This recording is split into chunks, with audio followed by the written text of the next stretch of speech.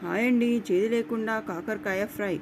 ఇప్పుడు ఇలా సన్నగా కట్ చేసుకొని కొద్దిగా పసుపు, కొద్దిగా సాల్ట్ వేసుకొని ఇలా మిక్స్ అయ్యేలాగా బాగా కలుపుకొని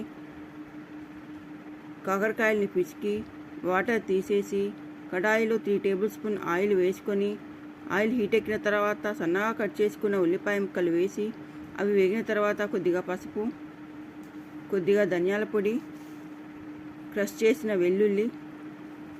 కాకరకాయ ముక్కల్ని వేసి మీడియం ఫ్లేమ్లో పెట్టి వేయించుకొని తర్వాత 1/2 table spoon salt, 1 table spoon కారము, ఒక ముక్క బెల్లము,